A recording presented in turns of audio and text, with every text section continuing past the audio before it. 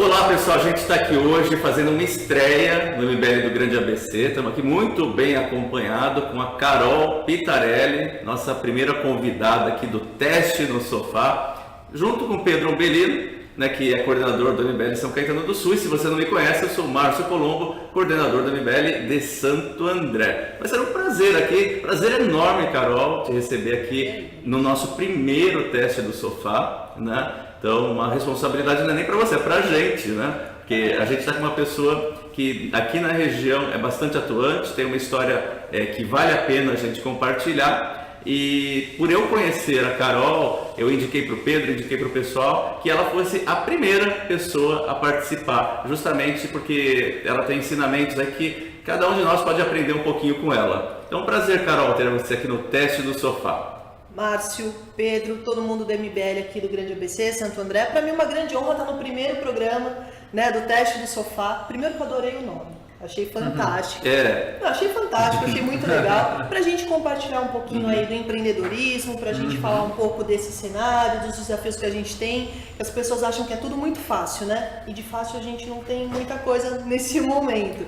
Mas de contar um pouco dessa trajetória, eu gosto muito de poder compartilhar, de levar ensinamentos aí para o pessoal e realmente espero contribuir e fazer jus, né, a esse convite de ser o primeiro. Muito obrigada de coração. Carol, você me autoriza a passar um pouco do seu perfil, do seu currículo, claro, para que as pessoas possam te conhecer um pouco melhor também e também para depois a gente avançar nos temas aqui relacionados a empresários, mundo empresarial, mundo do empreendedorismo, mundo daqueles que querem vencer, embora alguns queiram nos dificultar, mas sempre há meios de se avançar, né? A Carol, olha, ela é profissional do segmento de móveis aqui, e ela lidera, ela, na verdade é empresária da empresa Primolar, o móvel que faltava e tudo para decorar, que forma uma grande holding aí, né?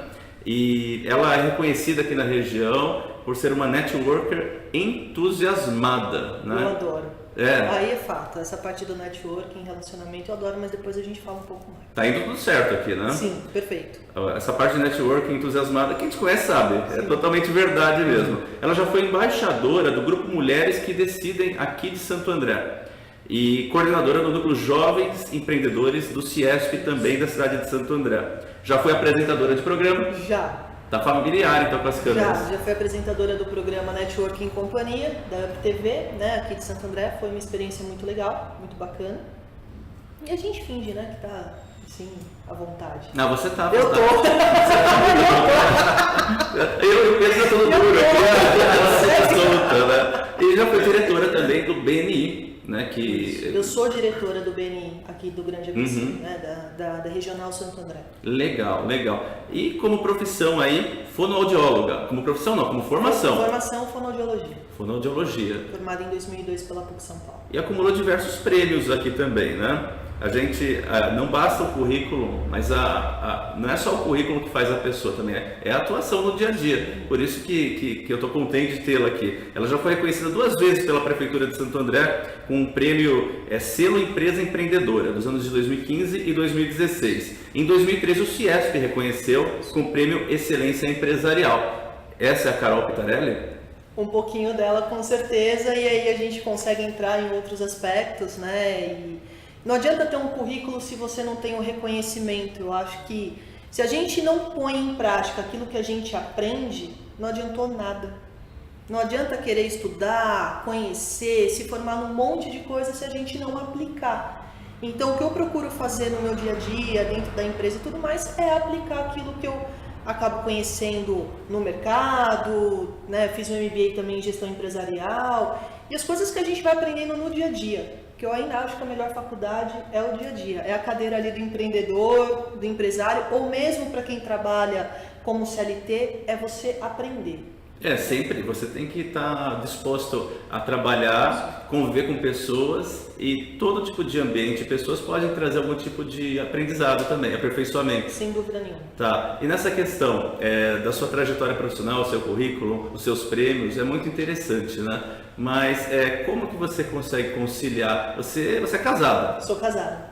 né? Você tem sua família, Isso. você tem empresas para cuidar, Sim. você também cuida de grupos de negócios. Sim. Né? Na sua vida pessoal, o que você costuma fazer? Assim, antes de entrar nesse mundo mais do empresariado, o que você costuma fazer? Da minha vida, eu sou casada há 8 anos, mas eu tô com o Rafa já há 15. Ele é esse cara vai pro céu. Se tem um cara que vai pro céu é o Rafa. Mas o Rafa é uma pessoa que me inspira bastante, e se eu conseguir chegar aonde eu estou e eu posso gerenciar a empresa, a vida pessoal, é muito pela ajuda dele. Então a gente tem um companheirismo e um entendimento muito importante do que ambos fazem. Então a gente se apoia e se ajuda muito nesse sentido.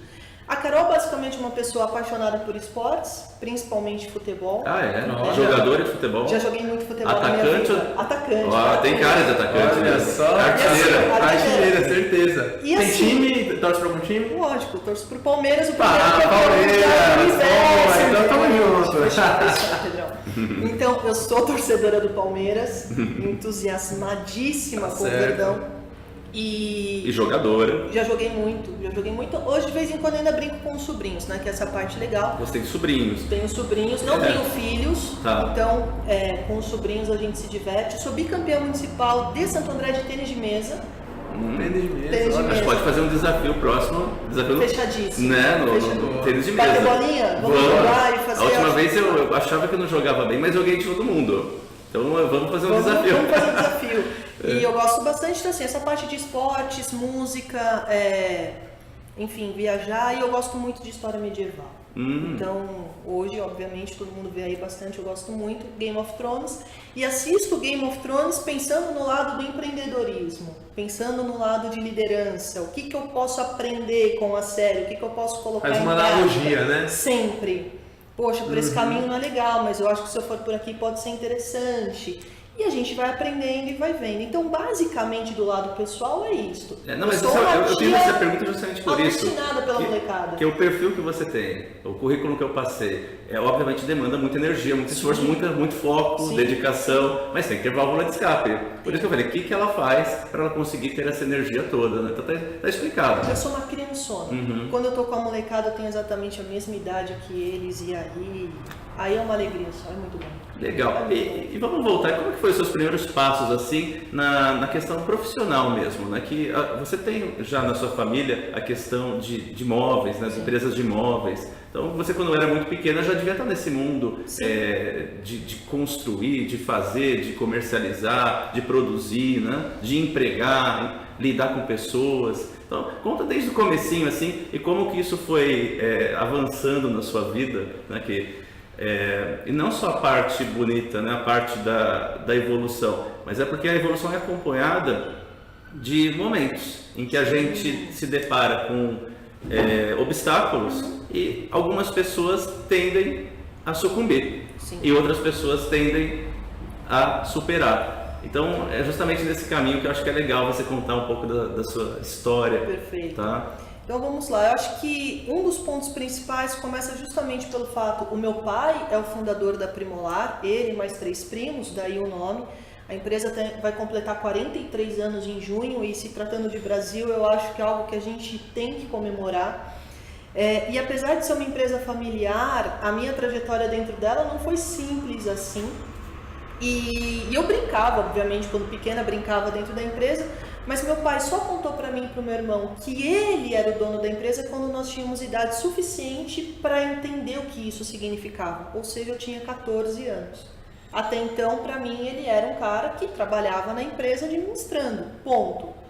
E ele falava que o dono dificilmente vinha, e eu achava o dono uma gente boa, porque ele deixava a gente brincar lá dentro, né? Deixava a gente vir para o escritório, brincar dentro da fábrica quando estava tudo desligado, e era muito bacana.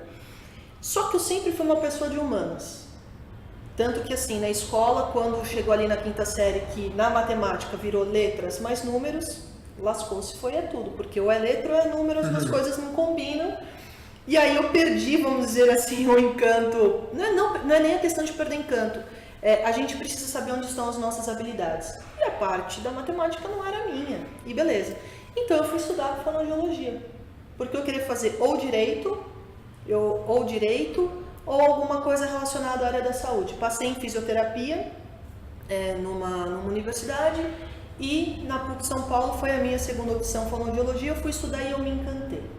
Os 2 primeiros anos da faculdade eu trabalhava na empresa, então eu ajudava o meu pai, eu fui passando ali por todos os processos. Primeiro eu recebia os telefonemas dos clientes, emitia pedido, tirava dúvida de cliente, abria assistência técnica, enfim.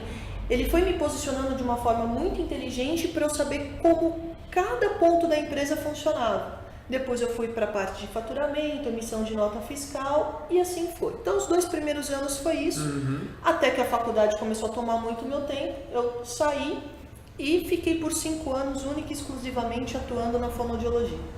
Optei por fazer uma pós-graduação em UTI neonatal, trabalhando com os bebês na UTI. Como prematuro, ele não... A sucção é um reflexo e muitos prematuros nascem antes de ter este reflexo da sucção. Então nós tínhamos que ensiná-los para que eles pudessem sair da incubadora o mais rápido possível e, né, ter a alimentação ali, a amamentação no peito da mãe. Então eu fiquei por 5 anos nessa trajetória.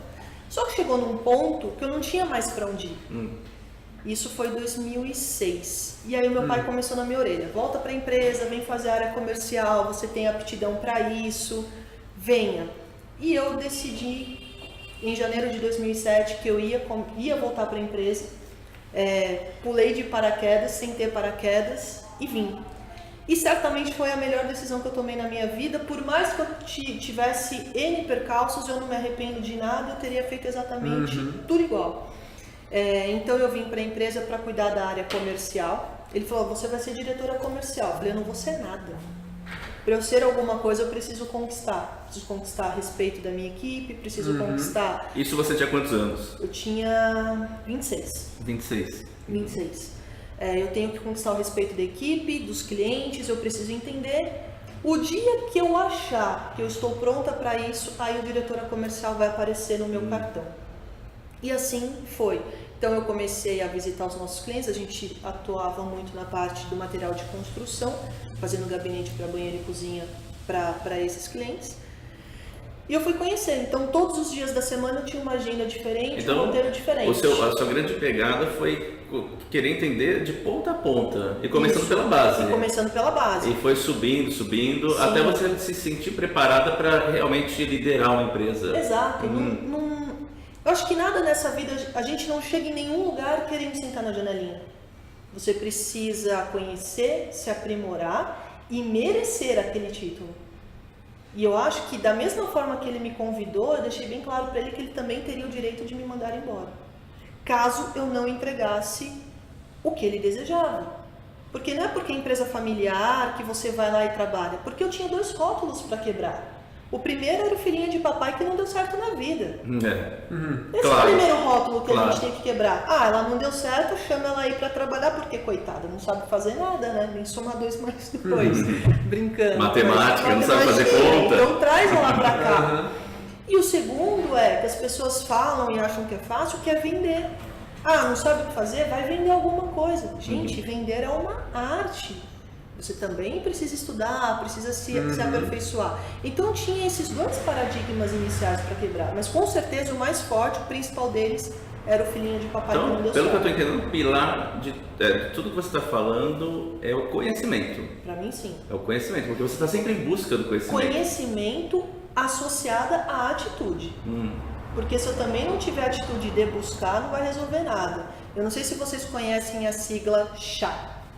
Eu conheço. Conhecimento, habilidade, atitude. A atitude, ela representa mais de 80% do nosso sucesso. Então, eu tive a atitude de mudar a minha carreira, eu tive a atitude de buscar algo diferente e de querer vir para a empresa. Mas, para eu fazer todo o restante, eu precisava ter o conhecimento e entender quais eram as minhas habilidades. Mas, se eu não tenho atitude para compor um desses 2, também eu não teria obtido nada do que a gente obteve. Ou seja, a atitude foi fundamental para você, né? Isso. E você logo percebeu, você contando aí que você queria começar da base, né? Falou pro seu pai que, inclusive, ele, né, tinha autonomia até para mandar você embora se não cumprisse, né? E isso a gente já vê o espírito empreendedor, de que você precisa mostrar resultados, né? Que uma empresa privada, ela precisa demonstrar resultados. Sim. E você sabendo disso, você falou, não, eu vou entrar nos moldes e eu vou querer mostrar resultado aqui para poder, inclusive, crescer, porque é assim que acontece. Né? E mostrar resultado é uma coisa assim, venho de fora, às vezes, sabe, naquela cabeça, eu sou empregado, trabalho para os outros, né? E essas pessoas que eu trabalho são super bem sucedidas. Eu acho que quando você está nessa pele, você sabe que é muito difícil estar nessa posição, né? Porque, embora pareça que tudo seja muito fácil, me parece que as dificuldades são imensas. E aí seria interessante até você comentar um pouquinho de quais são as maiores dificuldades, não só da gestão da empresa, mas externas também, para que você consiga fazer um negócio próspero, que empregue, em que as pessoas que estejam lá estejam de alguma forma também evoluindo junto com a empresa, né? Então é legal falar também que não é um mar de rosas. De jeito nenhum. Tem muito espinho no caminho, né? E a gente vai aprendendo, isso vai cicatrizando, a gente vai aprendendo e a coisa vai andando. Uma das coisas que a gente pode falar de concorrência, a gente pode falar que a qualificação das pessoas hoje está muito complicada, a gente pode falar de inovação, tudo isso interfere. O que eu realmente desejo é que as medidas econômicas sejam de fato tomadas, porque hoje a gente não consegue trabalhar. Se a gente parar para pensar na dificuldade que são as leis trabalhistas, nas dificuldades que a gente tem de carga tributária e de toda a Isso não é choro do empresariado opressor? Não, o empresariado opressor. Não é choro, não. Eu sempre falo, cara, eu faço um convite, senta aqui na cadeira e tenta gerenciar, tenta fechar as contas, porque não é simples. Cada estado tem a sua carga tributária e você tem a substituição tributária. E aí você vai pagando imposto em cima de imposto, de imposto, de imposto. A gente fala de 13 milhões de desempregados no país, mas e a concorrência que tem na China? Que o cara consegue produzir muito mais barato e grandes indústrias hoje deixam de produzir aqui porque é mais fácil. Você produzir lá fora, colocar no navio, esperar 3 meses e chega aqui mais barato. Para mim isso é inadmissível. E um dos grandes empregadores, sem dúvida alguma, é a indústria. E aí não é uma questão de puxar a sardinha para o meu lado. Isso é um fato. Isso é um fato. Quem está empregando. Quem está empregando. E aí você tem depois os serviços, o comércio também empregando por conta desta roda, de todo esse sistema. Naturalmente nós tivemos mudanças. Hoje a gente tem a questão da economia circular ou a economia compartilhada. Eu tenho convicção de que as indústrias elas vão diminuir mesmo, vão encontrar outros tipos de nicho, as pessoas precisam se qualificar e a gente não tem visto isso acontecer da forma. E nós estamos passando uma transição, né? Gigantesca. De indústria para serviço, né? Sim. Inclusive no ABC, né? Que sempre foi um polo, né, industrial. Exatamente. Hoje está se convertendo, pelo menos lá em São Caetano a gente vê muito isso, né? Sim. As indústrias ali, a prefeitura ela ainda se vale ali de uma GM, de uma parte da Petrobras, mas a cidade já está se tornando uma cidade de serviços. E é importante que a gente tenha a indústria, mas é muito complexo você produzir qualquer coisa no nosso país hoje. Eu brinco que a gente o maior, claro, a questão de qualidade de mão de obra devido a... Infelizmente, a gente tem 13 milhões de desempregados e 13 milhões de pessoas que a grande maioria não está preparada para, mesmo que tivesse posições, então é um problema. Mas o problema governamental, questão de burocracia, tributária, isso é um dos maiores agravantes. Mas sem dúvida alguma. Que foi o que você acabou de falar. Sem dúvida alguma. Então, a gente, além de ter o desafio de investir o capital e assumir o risco, a gente tem o governo há décadas jogando contra quem quer gerar prosperidade para o país. Isso é perfeito, porque muitas vezes as pessoas têm em mente que o patrão é aquele cara de grandes empresas, o grande filho da mãe, o cara que é explorador. A gente ouve essa ladainha já de muito tempo. E as pessoas precisam chegar e ter uma quebra de paradigma, porque tem muita gente hoje empreendendo, fazendo docinho para festa, fazendo eventos. Esse cara é empreendedor, esse cara é gente como a gente. O microempreendedor, né? As microempresas, micro e pequenas empresas, hoje elas correspondem a praticamente 30% de toda a riqueza que é gerada no país. Então é muita gente como a gente, querendo fazer as coisas acontecerem. Então é importante que o governo, é só ele não atrapalhar. deixa a gente fazer as coisas aqui, tira essa parte da burocracia, flexibiliza a jornada de trabalho. Você, eu, nós aqui temos o direito de escolher aonde eu vou trabalhar, por quanto tempo eu vou trabalhar. Se eu não me engano, no mundo só tem 2 países com carteira CLT. Se eu não me engano, é Brasil e Bolívia. Olha. O restante não tem mais.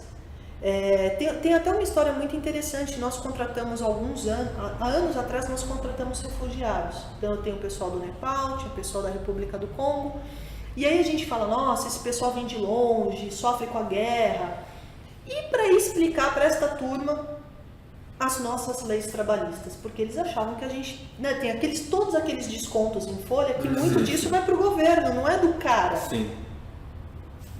E para explicar olha isso? só, exatamente. É complicado. Mas, assim, perante todo esse cenário, né, a gente tem empresas, você tem empresa de sucesso. Sim. Como que se prospera? Como que se segue adiante perante tantas dificuldades? Quais são os caminhos que alguém que queira empreender, seja ele pequeno empresário ou médio, um grande empresário, quais são os caminhos das pedras aí para que perante tanta dificuldade se consiga manter o negócio? A gente fala sempre da questão da atitude positiva, tem que ter. Eu, obviamente, leio tudo, vejo tudo que está acontecendo e não me deixo influenciar. Aquela sigla que você falou, É o chá. né? Exatamente. Conhecimento, habilidade e atitude. Se eu me contaminar com tudo que é notícia ruim, eu fico na minha casa e não saio de lá. Eu realmente, eu imponho uma barreira, um limite para isso.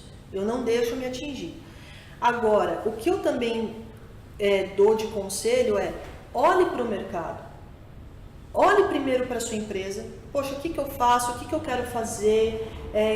Qual é o nicho de cliente que eu quero atender? Estude, ponha isso no papel. Isso a gente fez. Quais são as inovações e as mudanças que a gente tem? Hoje a gente tem muita influência do marketing digital, das vendas online. Como é que eu tenho que estar preparado para isso? Eu, Carol, sei produzir móveis, mas eu não entendo de marketing digital. Então eu preciso ter um bom parceiro para isso. A gente vai se especializando naquilo que a gente sabe fazer de melhor e, como uma boa, a questão do networker, a questão do networking que para mim é fundamental quais são os parceiros de negócio que eu vou trazer para agregar para a minha empresa. Para que essas pessoas que eu julgar ser competentes me ajudem no desenvolvimento, seja de ideias, seja de possibilidades de mercado. Ninguém vence sozinho. De forma alguma. É a união de capacidades, ou Total. seja, a capacidade que eu não tenho, eu busque outra pessoa para poder agregar comigo, né? Exatamente. Eu não sou a pessoa mais... Vocês têm uma capacidade para falar de política, de entender, de trazer para a gente de uma forma que todo mundo seja capaz de entender. Vocês trazem para uma linguagem muito próxima a todos nós, que talvez eu não tivesse essa capacidade. Então, eu aprendo com vocês. Vocês são bons nisso. Isso é fundamental. Então eu sempre falo pro pessoal, cara, o que você faz de melhor? Foca nisso. O que você vai precisar fazer para agregar para sua empresa? Procure parceiros. Essa questão a gente sofreu muito com a mudança de mercado de 2014 para cá, quando o mercado de material de construção caiu muito, por conta de tudo que a gente já sabe. Das construtoras, dos escândalos e assim por diante. Meu cenário mudou. Nós já vínhamos nos preparando para entrar no mundo digital. A gente acelerou. Hoje eu só trabalho no digital. Mudei a minha linha, desenvolvi novos produtos com a ajuda de uma consultoria para entender esse mercado, para entender esse cenário, porque senão eu ia ficar patinando muito até chegar num denominador comum. E a linha foi lançada e, graças a Deus, hoje ela é um sucesso. Entendi. Apesar de 42 anos, de ser uma empresa muito tradicional, eu diria para vocês que a gente praticamente começou. Quer dizer, você identifica a questão do momento, as fraquezas, os pontos fortes, Isso. né, as transformações que precisam acontecer, se reinventar para continuar seguindo em frente. Perfeito. Isso acontece, acho que constantemente nas pessoas que queiram empreender, né? Ainda mais no mundo de hoje, que é tão dinâmico. Sim. A gente, se continuar fazendo a mesma coisa durante 3 meses, talvez a gente já fica para trás. Fica para trás. Então, essa necessidade de se reorganizar, se adequar e entender as mudanças do cenário é de suma importância. Hoje os negócios não estão dentro da empresa, estão fora, e para a gente entender e conseguir estar atento e dentro do mercado a gente precisa de pessoas... Agora cá entre nós, né? Se o governo não nos atrapalhasse. Opa. Sem a menor sombra de dúvida, nós seríamos... Deixaria de ser uma promessa, já há muito tempo. Porque a gente tem muita gente capacitada, o brasileiro ele é criativo, não é um povo vagabundo, a gente também tem que tirar essas amarras, é um povo que vai atrás, que faz acontecer. E a gente está nesse momento, eu tenho esperança, tá? Desta mudança de, vamos se unir, o que a gente precisa efetivamente fazer, o que vai ser bom para todos nós, para que a gente tenha uma prosperidade efetiva. É só os caras pararem de atrapalhar. Gente, verdade. Gente, é isso, né? É isso. A gente precisa buscar prosperidade, a gente precisa buscar caminhos aí para que cada um de nós aqui, né, cada brasileiro possa buscar algo melhor, uma melhor condição do que a gente tem hoje, amanhã, uma melhor condição do que a gente vai ter amanhã, depois de amanhã. E para isso a gente tem que trilhar o caminho da liberdade individual, de que cada um tenha as condições de guiar a sua própria vida e que ninguém interfira naquele que queira produzir, naquele que queira gerar trabalho, ou aquele que queira trabalhar, aquele que queira empreender. É uma lição fantástica, Carol. E lembrando, Márcio, né, a Carol aqui, ela beneficiou muito aqui o assunto de empreendedorismo, né, porque você quebrou, Carol, aí contando que o patrão não é aquele monstro, né, aquele bicho de 7 cabeças. Não, é assim, eu já tive um patrão assim. Eu já tive